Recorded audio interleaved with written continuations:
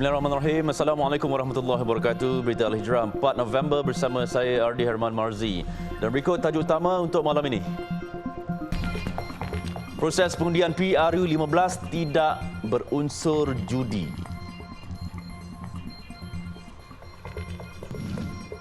Juga simpang kuari pusat Bukit Buluh makan nyawa.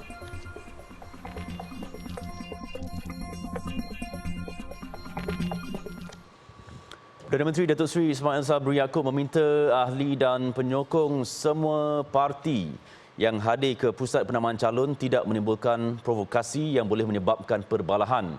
Menurutnya, semua penyokong perlulah hormat menghormati antara satu sama lain dan memberi keutamaan kepada keharmonian. Tegasnya, proses penamaan calon sepatutnya berjalan dengan baik kerana semua penyokong parti mempunyai niat yang sama, iaitu berkhidmat kepada rakyat. Jadi besok hanyalah hari pertama untuk penamaan calon. Jadi janganlah tiba-tiba kerana provokasi tersebut berlaku pergaduhan dan sebagainya. Yang pentingnya semuanya mempunyai nawaitu yang sama untuk menawarkan diri untuk berkhidmat kepada rakyat. Jadi kita perlu menghormatilah antara satu sama lain, antara setiap parti yang bertanding. Jadi kita utamakan dari segi keharmonian sewaktu penamaan calon besok. Beliau berkata demikian selepas meninjau persiapan jentera pilihan raya Barisan Nasional di bilik gerakan BN Parlimen Bera dekat Padang Luas. Tambahnya, hari penamaan calon esok bakal menyaksikan ribuan penyokong dari parti-parti yang bertanding akan hadir. Datuk Seri Ismail Sabri dijangka berdepan dengan calon daripada Pakatan Harapan Abbas Awang dan Perikatan Nasional Asmawi Ahrun. Jangan menghalalkan perkara yang haram dan mengharamkan perkara yang halal. Demikian teguran Menteri di Jabatan Perdana Menteri Hal Ehwal Agama Datuk Idris Ahmad terhadap pihak yang mendakwa proses pengundian di negara ini ibarat satu bentuk perjudian. Menurut Datuk Idris, dakwaan itu tidak tepat dan tidak boleh disamakan dengan kegiatan judi yang jelas haram di sisi agama Islam. Judinya konsepnya ialah kalau saya bermain judi ataupun kita buatlah pertandingan apa benda, letak seorang RM100, pertandingan ikan ke, pertandingan berlari ke sebagainya, nak teka siapa mana burung mana yang menang ke sebagainya.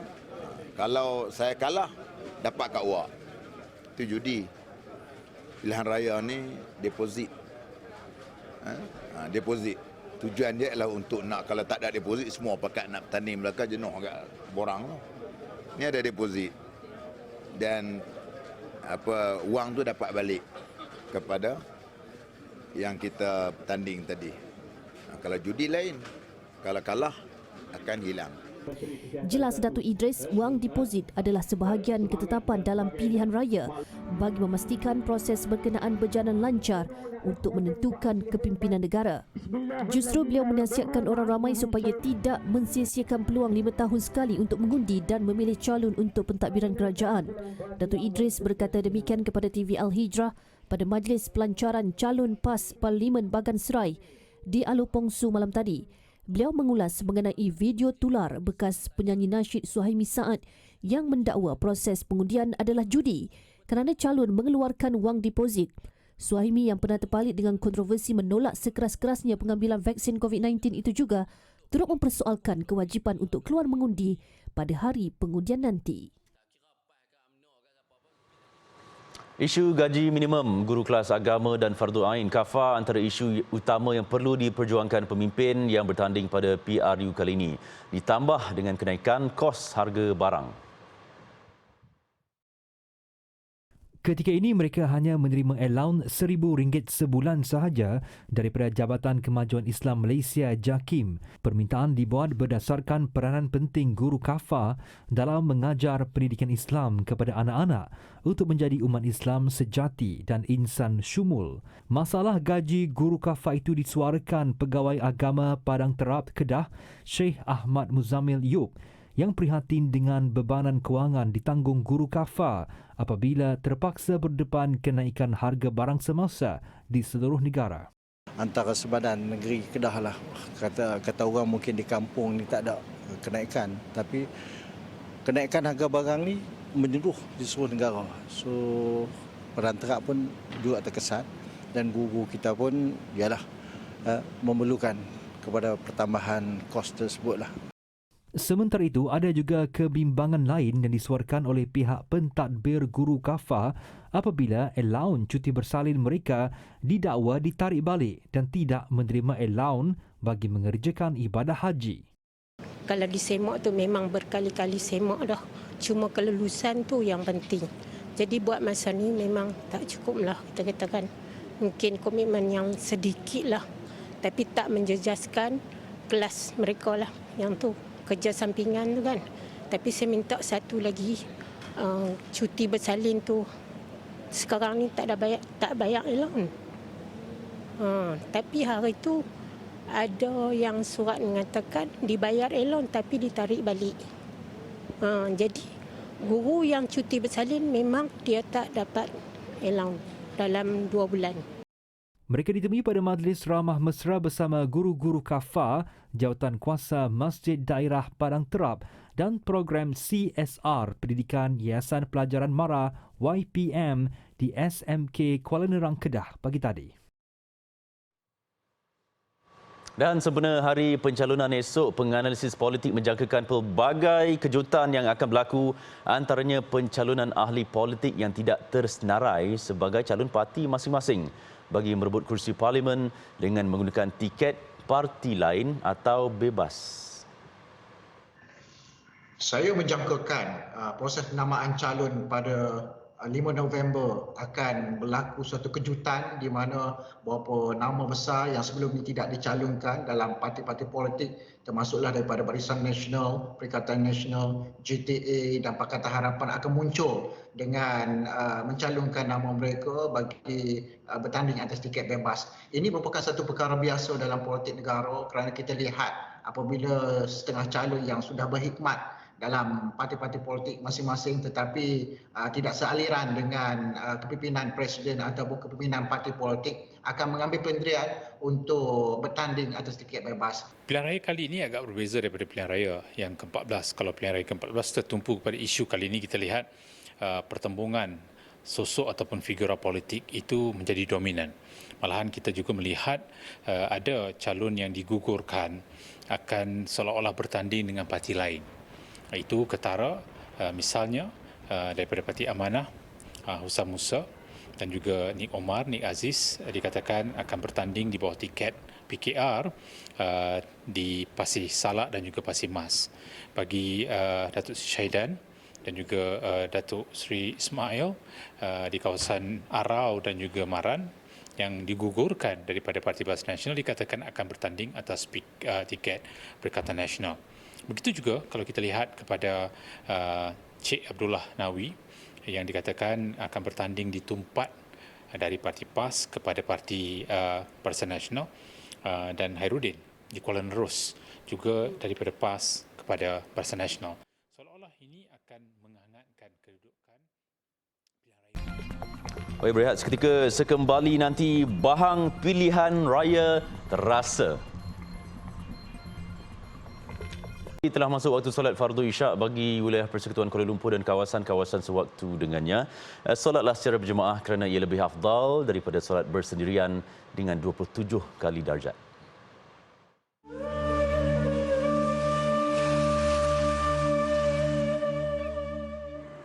Allahu Akbar,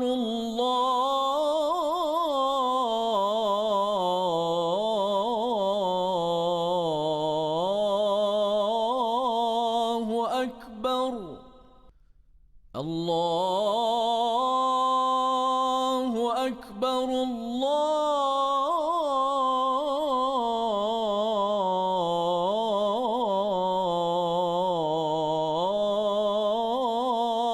Akbar. Asyhadu an la ilaha illallah.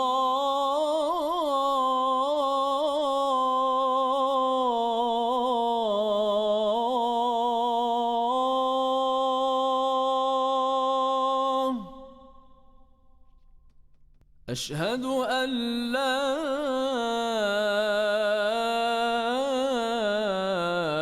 إله إلا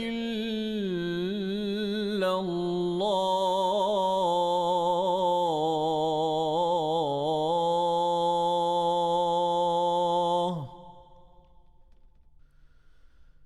أشهد أن محمدًا رسول الله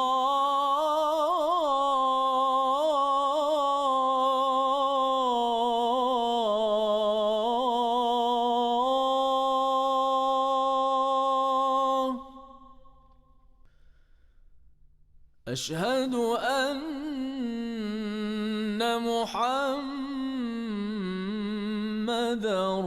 رسول الله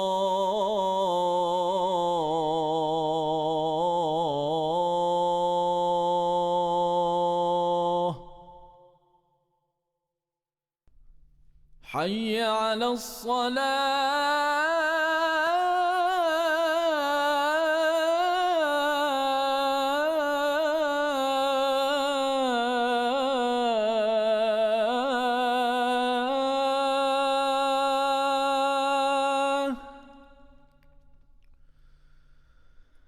حي على الصلاة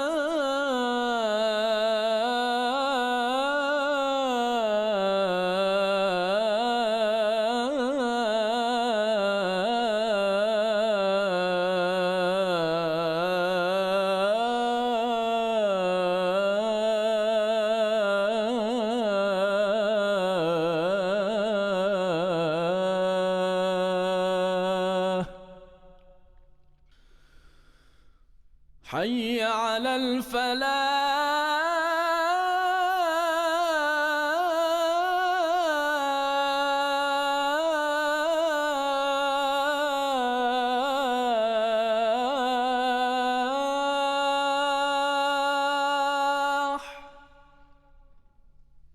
حي على الفلاح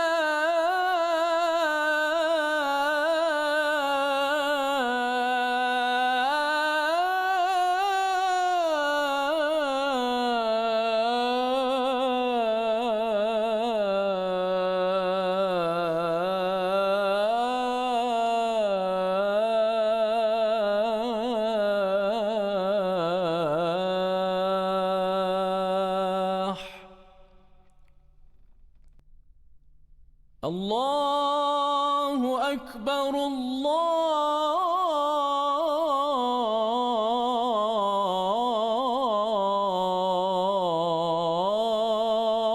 الله أكبر لا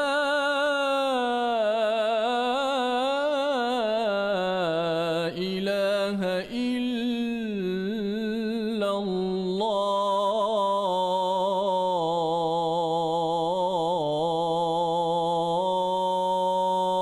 الله اللهم رب هذه الدعوة التامة والصلاة القائمة آت سيدنا محمدا الوسيلة والفضيلة والشرف والدرجة العالية الرفيعة وابعثه مقاما محمودا الذي وعدته إنك لا تخلف الميعاد.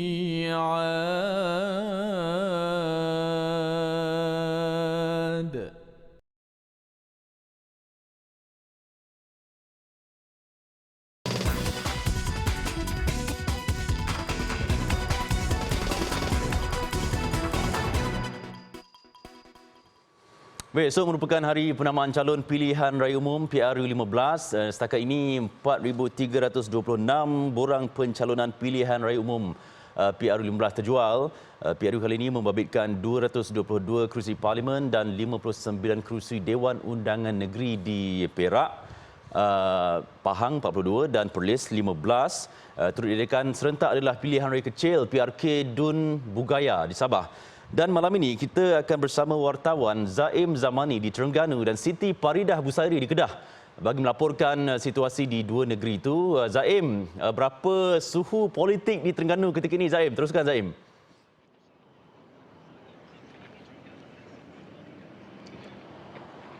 Baik, terima kasih rakan tugas di studio. Assalamualaikum warahmatullahi wabarakatuh. Kurang 24 jam menjelang penamaan calon bagi 8 parlimen di negeri Terengganu ini. Dan untuk makluman, siang tadi saya sempat melakukan tinjauan di stadium tertutup negeri Terengganu yang merupakan pusat penamaan calon bagi parlimen P036 Kuala Terengganu. Dan berdasarkan perhatian saya, pihak SPR telah pun melakukan persiapan yang diperlukan, kerusi, meja dan alat-alatan yang diperlukan bagi proses penamaan calon esok telah pun dibawa masuk ke dalam dewan ataupun stadium tertutup tersebut bagi digunakan pada penamaan calon esok.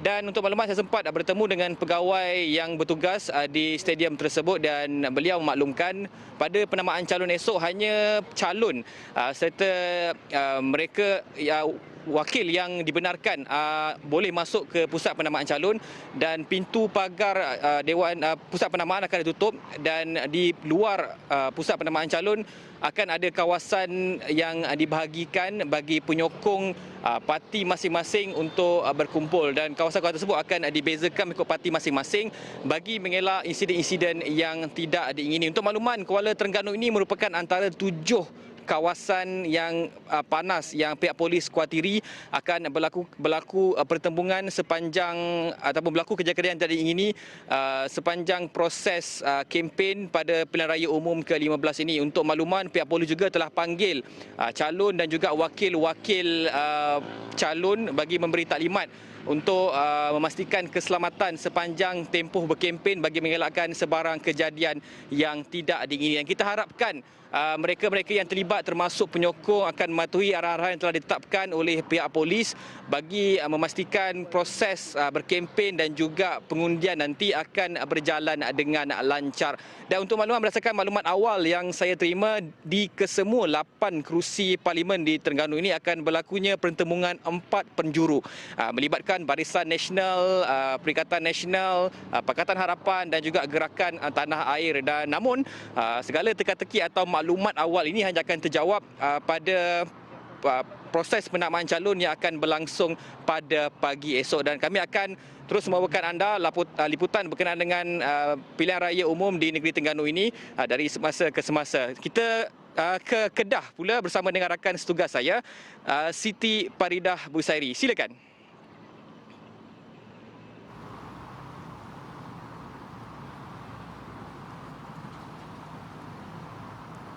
Terima kasih Zaim dari Terengganu. Assalamualaikum warahmatullahi wabarakatuh. Saya kini berlintas langsung dari Alostar bagi memberikan liputan pilihan raya umum ke-15 bagi negeri Kedah. Untuk pengetahuan penonton berita Al-Hijrah, sepanjang 2 hari saya berada di sini, saya mendapati keadaan di bandar ini cukup tenang, aman dan penduduk juga dilihat masih menjalankan rutin harian mereka seperti biasa. Bagaimanapun, bahang pilihan raya sudah mula terasa meriah apabila di sana sini sepanjang jalan kelihatan bendera parti berwarna biru, putih, merah dan hijau mula berkibaran, lebih-lebih lagi menjelang hari penamaan calon esok pagi. Lewat petang tadi, saya juga sempat mengunjungi salah satu pusat penamaan calon di sini, iaitu di Dewan Kompleks Belia dan Sukan Negeri Kedah. Daripada pemerhatian saya, pihak SPR telah pun bersiap sedia menyusun segala kelengkapan dan kemudahan bagi calon-calon bertanding datang menyerahkan borang pencalonan mereka bersama wakil parti yang akan dibuka seawal jam 9 pagi esok. Malah, pihak polis Kedah juga telah bersiap siaga dengan menempatkan 2,443 petugas keselamatan di kesemua 15 kawasan parlimen yang dipertandingkan. Polis Kedah turut dilaporkan telah mempersiapkan pasukan simpanan persekutuan FRU, pasukan anti rusuhan dan unit Light Strike Force bagi mengawal keadaan perkembangan di luar jangka. Berdasarkan analisis politik, kawasan Parlimen di Kedah dijangka berlaku pertembungan antara 4 hingga 6 penjuru dengan beberapa kawasan panas bakal menjadi tumpuan, antaranya Langkawi, Jerlun, Sungai Petani, Pokok Sena, Jerai, Padang Terap dan Pendang. Jadi, sama-sama kita saksikan perkembangan PRU15 di Kedah yang akan saya bawakan dari semasa ke semasa. Saya kira itu sahaja laporan daripada saya buat masa ini. Siti Faridah Busairi bersama juru kamera Nazirul Hafiz dari Alostar Kedah. Kita kembali kepada rakan penyampai di studio. Silakan. Baik, terima kasih Siti Faridah dan Zaim Zamani masing-masing live dari Alostar dan Kuala Terengganu. Baik, kita ke laporan berita seterusnya. Bahaya, itu antara luahan penduduk kampung Jenereh Bongkok Pulau Condong di Machang yang bimbang dengan laluan keluar masuk ke perkampungan mereka dan jalan utama. Ia kerana banyak berlaku kemalangan hingga ada yang kehilangan nyawa di Simpang Kuari Pusat Bukit Buluh. Wartawan Nur Hashimah Ismail ada perinciannya. Tinjauan saya di kawasan berkenaan mendapati laluan tersebut sememangnya berbahaya. Ekoran tiada lampu isyarat ataupun bahagi jalan untuk kelancaran trafik. Menurut penduduk, selain kenderaan ringan, jumlah kenderaan berat keluar masuk ke perkampungan mereka juga agak tinggi. Ya, ekoran terdapat 4 kilang utama termasuk kilang Kuari yang menggunakan laluan berkenaan. Dia lah memang selalulah sininya. Kita memang nak litas pun tak boleh juga, takut ke. Ada laju sangat sini ni, tepat ni. Kalau boleh ke buat tepat elok sikit lah. Kalau boleh pasang pilat lah senang sikit ke. Orang nak pergi sana pun takut, nak pergi sini pun takut. Laju sangat jalan ni. Simpang ni simpang yang agak popular lah dengan aksiden, macam-macam aksiden. Situ ni terbakar sebiji kereta. Kemudian yang terbaru ni dalam sebulan rasa tak sampai lagi. Mati 2. Penduduk turut mendakwa jumlah kemalangan termasuk kemalangan maut meningkat sejak akhir-akhir ini. Paling kurang dalam tempoh 2 bulan akan berlaku 3 hingga 4 kali kemalangan termasuk insiden maut. Terbaru pada 15 Oktober lalu, 2 sahabat meninggal dunia selepas motosikal dinaiki mereka dilanggar lori di persimpangan tersebut. Penunggang motosikal dilaporkan paling berisiko alami kemalangan kerana kenderaan berat selalunya tidak menyedari kehadiran motosikal. Sakut ni hati sini. Dekat ada banyak kereta lori kau lagi gerung-gerung. Yang hak kali motor. Hak insiden yang motor betul besar. Dia lawan lagi tanah yang berminyak, dia nak cepat agong ni langgar keluk sebenarnya. Dia agak pasal itu je. Kat sini saya mati 2 sini. Sipir sini bahaya juga lah. Kepada penduduk kampung sini. Banyak lori keluar masuk ke sini. Itu bahaya tu. Kau boleh minta pihak tempat hotel tak? Minta buat traffic light ke. Buat kau boleh dia nyata balik. Laluan itu juga adalah hubungan utama untuk penduduk menghantar anak ke sekolah, sama ada tadika, sekolah rendah dan sekolah menengah yang terletak antara 500 meter hingga 1 kilometer dari persimpangan berkenaan. Sebelum ini difahamkan penduduk kampung Jenereh Bongkok ada memohon pemasangan lampu isyarat setidak-tidaknya dapat mengurangkan keresahan mereka untuk melalui jalan itu. Namun, sehingga kini tiada jawapan. Jika dapat dilihat, di belakang saya ini merupakan satu laluan dan persimpangan utama keluar masuk kenderaan yang menghubungkan Kota Baru ke Machang, Machang ke Kota Baru. Dan ia merupakan satu laluan yang dianggap berbahaya bagi penduduk kawasan sekitar kerana tiadanya lampu isyarat ataupun laluan selamat keluar masuk ke persimpangan ini, dan penduduk di sini mengharapkan satu tindakan proaktif ataupun tindakan sewajarnya oleh pihak berkuasa agar tiada kemalangan berlaku di sini ataupun insiden yang tidak diingini dapat dikurangkan. Nur Hashimah Ismail, Berita Al-Hijrah. Baik, anak muda yang juga pengundi baru di kawasan luar bandar juga inginkan fasiliti mencukupi seperti penduduk bandar. Harapan itu disuarakan kepada kepimpinan baru yang akan mentadbir negara. Abdul Rahman Kunyu yang berada di Temerloh, Pahang ada butirannya. Rata-rata anak muda yang ditemui sekitar Temerloh, Pahang inginkan peluang yang lebih besar diberikan kepada mereka supaya dapat menabur bakti di negeri sendiri tanpa perlu berpindah ke ibu kota. Saya harap BRU kali ini dapat mengubah menjadi orang kata peluang pekerjaan makin bertambah ke arah basic itu biar kena dengan kedudukan sekarang ni supaya kami tidak keluar bandar lagi untuk mencari pekerjaan, biar kami di dalam kawasan kami cukup untuk hidup.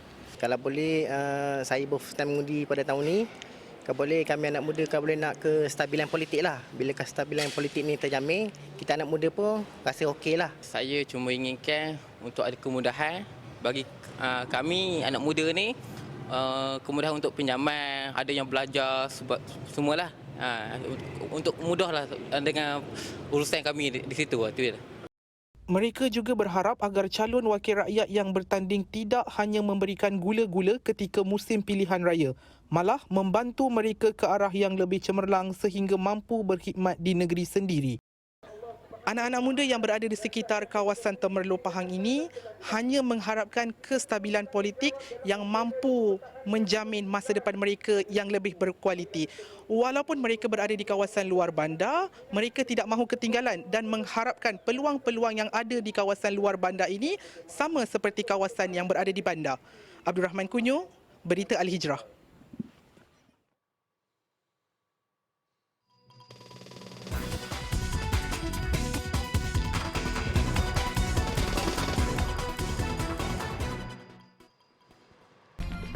Selepas ini, Majlis Pemulihan Ekonomi Negara beri impak positif.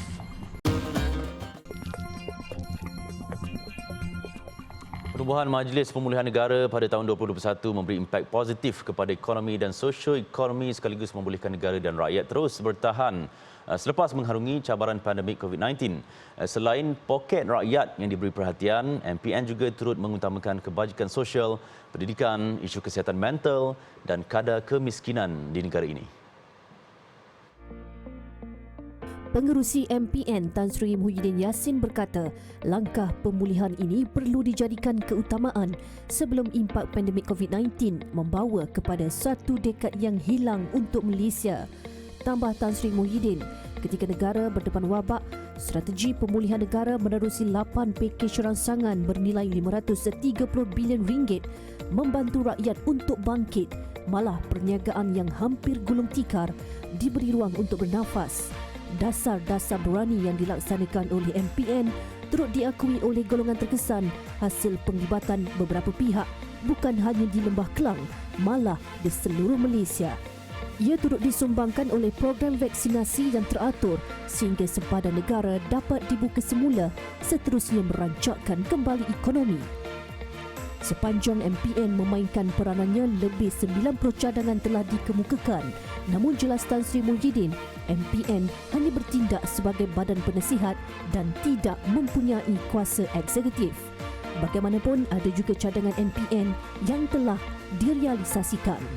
Walaupun 2 tahun berlalu selepas pandemik melanda negara, pelan pemulihan jelas Tan Sri Muhyiddin perlu diberi perhatian serius kerajaan ketika ekonomi global berdepan situasi getir kesan dari perang Ukraine yang meningkatkan kadar inflasi. Justru perhatian bukan sahaja perlu diberikan kepada golongan B40, malah golongan pertengahan serta miskin bandar. Sementara itu, Tan Sri Muhyiddin turut menekankan penubuhan Majlis Pemulihan Negara peringkat negeri sebagaimana disuarakan sebelum ini agar kadar pemulihan setiap negeri seimbang sekaligus memastikan jurang pendapatan dan pembangunan antara negeri tidak jauh berbeza. Ia katanya selaras dengan matlamat rancangan Malaysia ke-12 bagi membina ekonomi yang lebih inklusif dan berdaya tahan.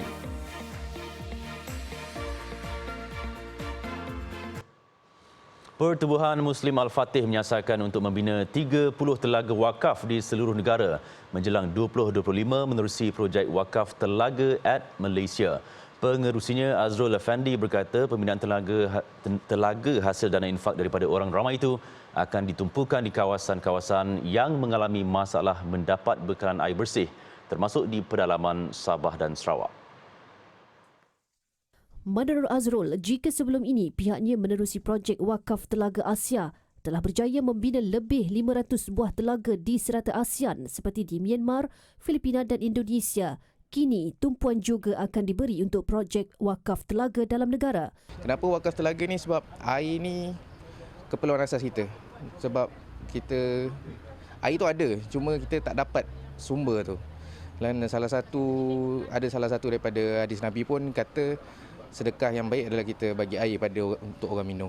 Dan lagi satu, bila kita sedekah air ni, orang guna, dan kita guna, maknanya bila orang guna, lagi-lagi bila sampai masuk bulan Ramadan, orang guna untuk makan, minum, buka puasa, pahala tu akan berterusan bila wakaf ni. Beliau berkata demikian kepada Berita Al-Hijrah selepas majlis penyerahan wakaf Telaga Kota Jembal, Kota Baru.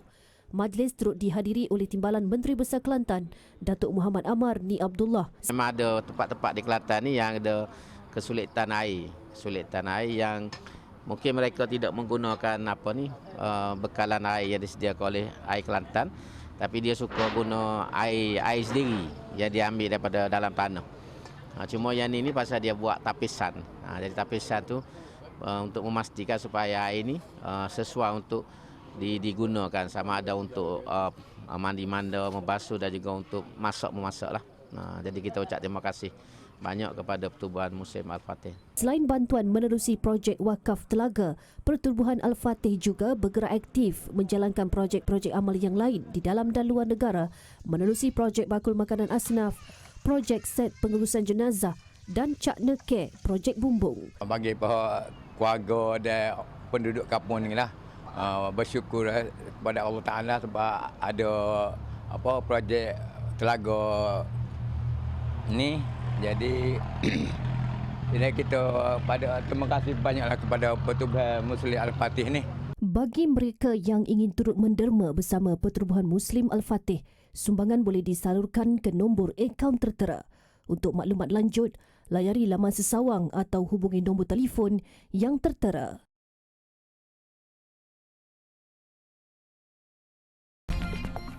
Selepas ini, rakyat suka ready.